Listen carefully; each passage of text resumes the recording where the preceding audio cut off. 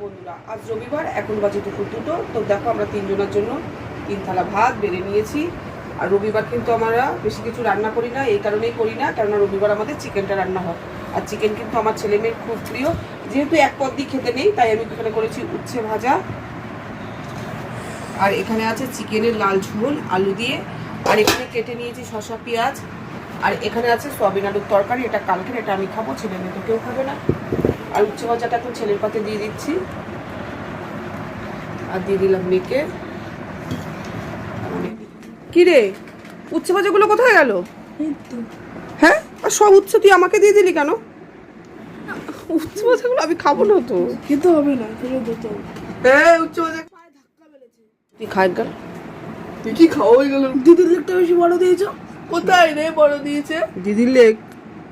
এই তোর লেগ আছে?